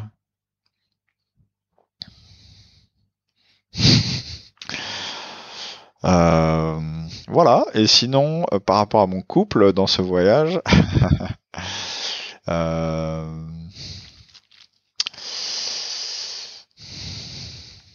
écoute, de fait, on a beaucoup appris sur chacun, sur nous. Moi, avec ce besoin de toujours avoir quelque chose à faire, tu vois, Agathe m'aide beaucoup à, ok, juste profite, n'est pas un objectif tout le temps en tête. Quel plaisir aussi que j'avais eu en voyage, et beaucoup moins depuis que j'étais rentré de Lima, de se laisser surprendre par la vie, tu vois. Et on a fait des rencontres complètement improbables. Ouais, c'est donc voilà. Donc en tout cas, on s'est dit qu'on voulait garder cet état d'esprit dans notre vie au quotidien. Tu vois, c'est sûr que c'est pas pareil, c'est pas une aventure aussi grosse, mais dans notre quotidien, garder la porte ouverte à une aventure une aventure au jour le jour, à des rencontres, à la surprise de la vie, quoi. Et en tout cas, parfois on est dans le quotidien, on n'y arrive pas, on est là, on est très, il faut que ce soit ça, timing avec les enfants, tu vois. Et parfois on se rappelle aussi, et on se dit en fait on aime bien ça, ça nous fait du bien, et donc voilà, on peut lâcher aussi prise sur la maîtrise de l'espace et du temps pour vivre des choses inédites ou pas, ou des choses normales, mais de la surprise un peu. Merci beaucoup Jean-Baptiste pour du coup tout ce partage sur ce parcours, ces aventures. Avant de clôturer ce bel échange, j'ai encore quelques petites questions. Je te renvoie déjà là celle qui t'a permis d'être ici aujourd'hui. À qui tu aimerais tendre le micro? En fait, moi sur les podcasts comme ça, j'aimerais trop qu'on pose les mêmes questions à Agathe, évidemment, tu vois. Et qu'elle soit là pendant 1 heure avec toi, que tu poses exactement les mêmes questions et qu'elle donne sa vision, parce qu'on vit beaucoup de choses de manière identique, mais on les ressent pas du tout de manière identique. Et son regard est hyper, moi je trouve toujours hyper juste, hyper beau, hyper hyper centré sur l'essentiel. Et voilà, donc voilà, j'aimerais bien lui tendre à elle le micro, quoi. Merci beaucoup. C'est je crois le second à qui, ouais, je crois que Nicolas Aignan, qui est pas encore diffusé, a attendu à sa femme Florence. Génial. Non, et puis ensuite, à qui je pourrais tendre le micro?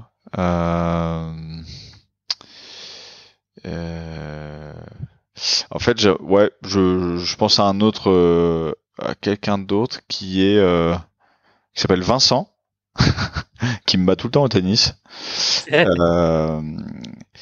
et qui a une vie aussi complètement improbable,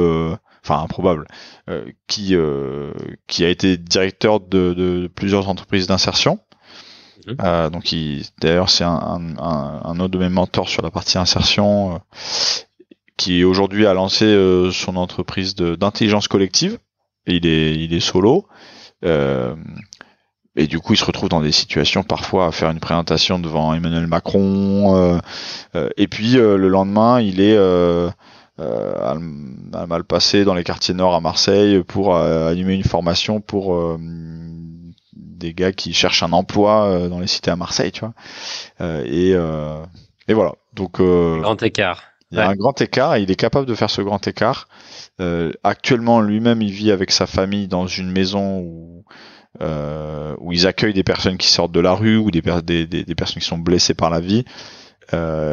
Et à côté de ça, et encore une fois, il va animer une réunion dans un grand groupe ou avec des patrons de boîte. Et donc, je trouve ça toujours fort, quoi, d'arriver à, en fait, être lui-même, c'est faire ces écarts-là au quotidien, et c'est chouette. J'ai hâte d'enregistrer avec Agathe et avec Vincent.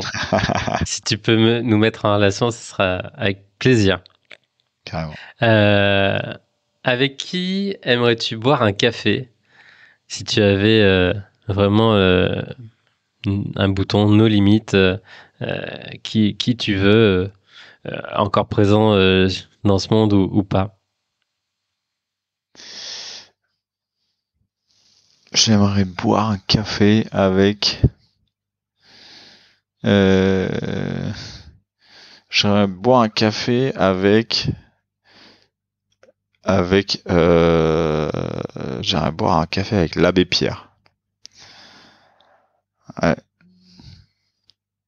Vraiment, bon, il est plus de ce monde, donc. Mais pour moi, c'est un modèle de. Ouais, c'est. D'ailleurs, dans mes présentations, parfois, tu sais, on fait des présentations business, avec Vista et tout, et à la fin, je leur présente mes deux modèles, l'abbé Pierre et Yvon Chouinard. Et voilà, si je dois choisir entre les deux, là, vraiment un café avec l'abbé Pierre, juste pour aspirer, je sais pas, tout froid. Toute cette capacité et cette belle intention qui transpire tout le temps. Ouais. Qui transpirait tout le temps. Son énergie, sa quête de justice, sa capacité à voilà, pas accepter une situation pourtant devant laquelle on peut s'habituer. Cette capacité à prendre le micro et à s'insurger contre les injustices, à pas laisser passer. Cette capacité à ouvrir les bras à n'importe qui, à n'importe quel moment de la journée, et à lui dire en fait, je crois en toi, quoi. Genre, je crois en toi, le regarder dans les yeux. J'aimerais bien en fait, tu vois, qu'il me regarde dans les yeux et qu'il me dise, je crois en toi. Ouais. Super, très très très riche, toutes ces petites questions, j'adore. Je me laisse aussi surprendre. Si tu avais si tu avais l'opportunité de découvrir, de vivre avec une culture, et de vraiment la découvrir, plus qu'un pays ou vraiment une culture, est-ce que tu aurais une culture qui te viendrait là à découvrir, pareil, passée ou présente aujourd'hui? Hmm. Euh, Oui, bah j'aimerais beaucoup savoir. Donc évidemment, je suis allé au Machu Picchu, tu vois, ou dans des endroits complètement reculés, improbables, sur des montagnes où je sais pas où les Incas ont construit des des villes au milieu de nulle part dans des situations improbables. Et ouais, je suis curieux. J'aimerais bien être sur place, savoir ce qui se dit, savoir pourquoi on fait ça, comment on fait ça aussi en fait. Hein. Aujourd'hui, je pense que si on voulait refaire ce qu'ils ont fait, on n'y arriverait pas quoi. Euh,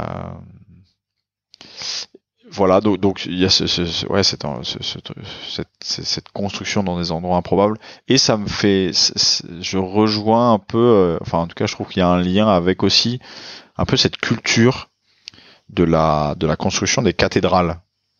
Euh, Aujourd'hui, si on voudrait construire une cathédrale, on n'y arriverait pas.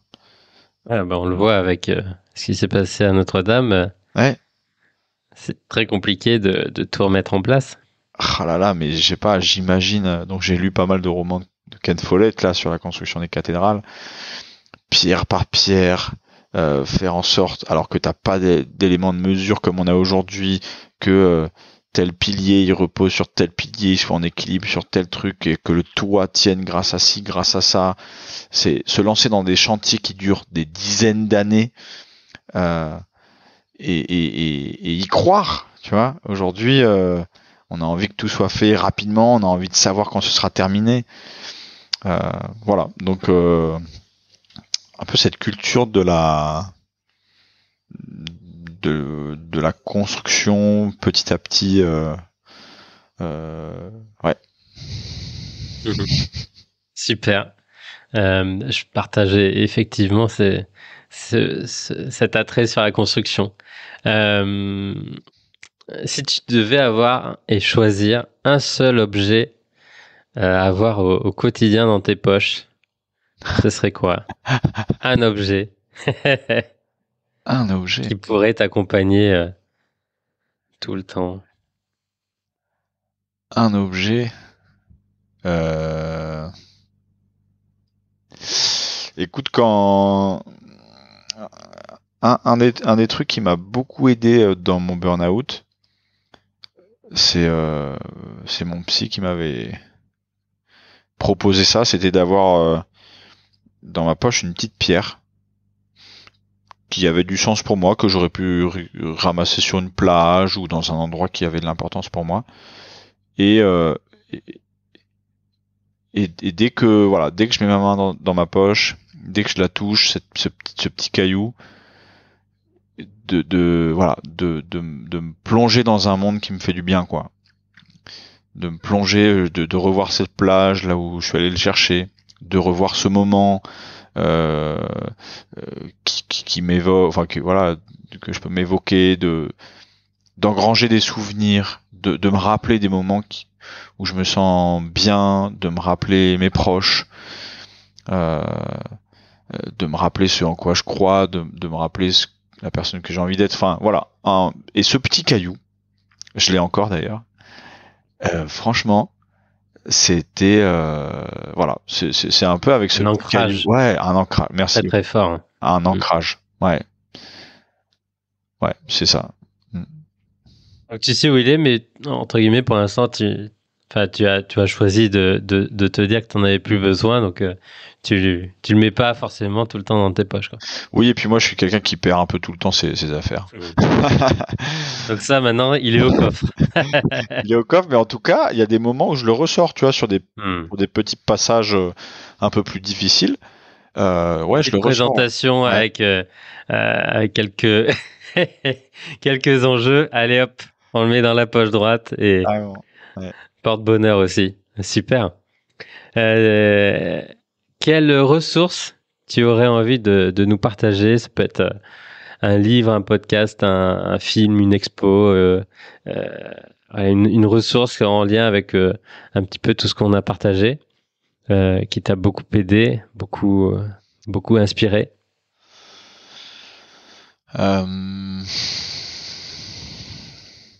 Bon, il y a vraiment beaucoup de choses qui m'ont aidé, qui m'ont inspiré.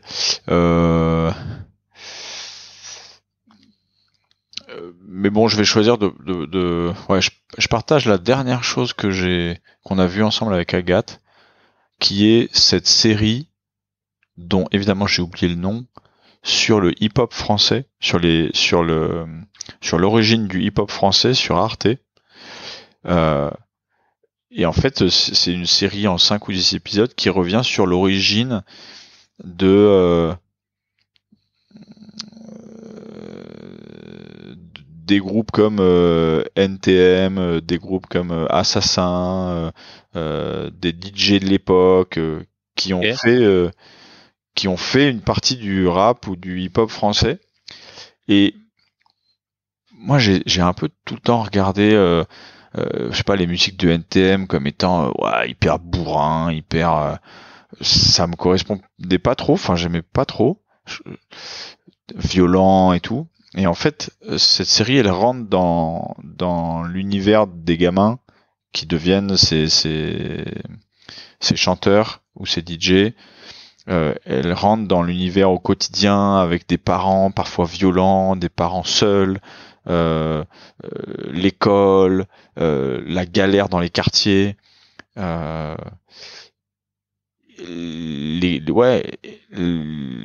volonté d'avoir une musique qui rassemble, la volonté aussi d'être écouté, d'être entendu, de plus être laissé pour compte. Et putain, à la fin, c'était, en tout cas, je sais pas si ça peut plaire à tout le monde, mais de rentrer dans le quotidien de ces personnes, d'essayer de comprendre la source de cette musique, mais et la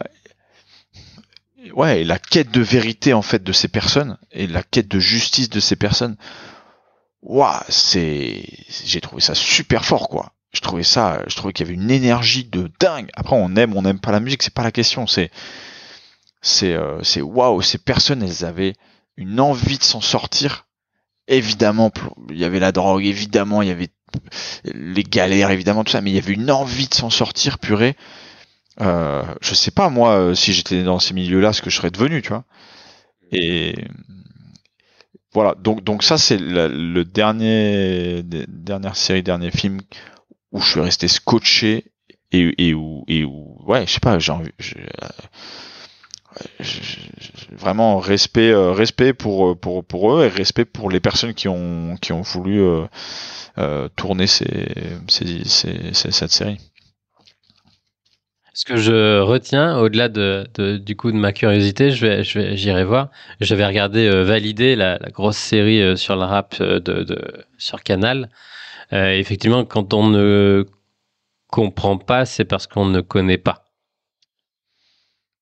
C'est vrai que quand on n'est pas habitué à écouter ou à dialoguer, à être dans tel ou tel univers, en fait, on ne comprend pas parce que on connaît pas, on n'a pas les codes, on n'a pas la genèse, les sources, l'origine, et donc on est complètement à côté de la plaque et on juge ou on met de côté, c'est rédhibitoire, c'est catalogué. Malgré tout, quoi. On est un peu comme ça quand même à mettre des étiquettes trop rapidement. On arrive à la dernière question. Pour nous, le podcast, c'est laisser une trace, c'est vraiment encapsuler un parcours, une partie de vie, et on le considère vraiment comme laisser une trace, donner un petit héritage. Donc, on t'offre la possibilité de donner et de partager, de dire un petit mot à tes enfants. Un petit mot à mes enfants. Ouais, je voudrais leur dire merci. Je voudrais leur dire merci de nous inonder de leur sourire, de leur regard, de leur questionnement, de leur confiance. Tu vois, quand mes enfants ils me regardent, je sens beaucoup de confiance. Et je voudrais leur dire merci pour ça. Et évidemment, s'ils veulent dormir un peu plus, c'est sympa aussi de leur part. On va, on va isoler cette petite phrase et tu leur mettras en petite musique toute douce, toute la musique. Ouais. Merci beaucoup.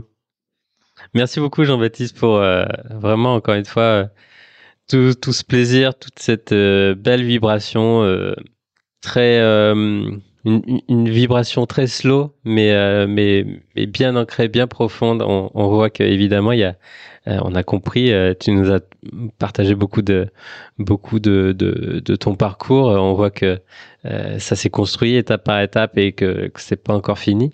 Ça t'a amené je trouve, au final, à relier beaucoup de points déjà dans Vista.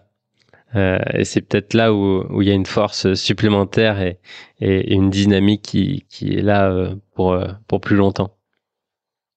Ouais, bah merci à toi de m'avoir reçu et de m'avoir écouté pendant tout ce temps. C'est toujours hyper fort de se poser et de regarder un peu le passé et ouais, c'est ce que tu dis quoi, de voir que les points, que les éléments se connectent entre eux. C'est tellement beau de se rappeler les moments où tu te dis mais purée, je sais pas où je vais, je sais pas comment ça va se passer, je suis stressé. Et en fait, évidemment que ça va durer toute la vie, mais enfin qu'il y aura toujours des questionnements, mais de faire des points d'étape et grâce à ce podcast aussi, c'est un point d'étape où tu vois où ça me fait vraiment du bien, tu vois, je sors de cette heure et demie hyper relax, hyper apaisé, content, tu vois, du temps qu'on a passé et de voir effectivement que le parcours se construit progressivement. Toujours garder cette confiance que justement nos enfants nous donnent et ont en nous. Carrément. J'invite évidemment tout le monde à cliquer sur le lien et je pense que pour un petit cadeau de Noël à des enfants, à des neveux, à des cousines, ça permet de défouler un petit peu la famille et de le faire de la bonne manière. Donc allez-y, c'est ouvert et c'est riche en valeur et voilà, c'est une belle action. Ouais, carrément. Et je me permets de rajouter que donc on n'a pas parlé de la Coupe du Monde là, mais que dans toute la durée de la Coupe du Monde, Vista va reverser l'ensemble des bénéfices des ventes sur notre site internet à la fondation Label Emmaüs. Voilà, c'est notre manière de prendre position par rapport à cette Coupe du Monde. Non seulement les ballons ils donnent des emplois à des personnes en insertion, ils polluent moins que les autres, et en plus les bénéfices sont reversés pour une action de solidarité et d'inclusion. C'est un modèle qu'on peut pas tenir sur le long terme. Évidemment, une entreprise a besoin de générer des bénéfices, mais voilà, jusqu'au du 20 novembre au 18 décembre, on a choisi de faire cette action. Merci beaucoup pour tout ça et tout ce partage. Évidemment, ça entraîne une véritable dynamique positive. On adore et on ne peut qu'y être participant. Merci beaucoup. Merci à toi Gaël.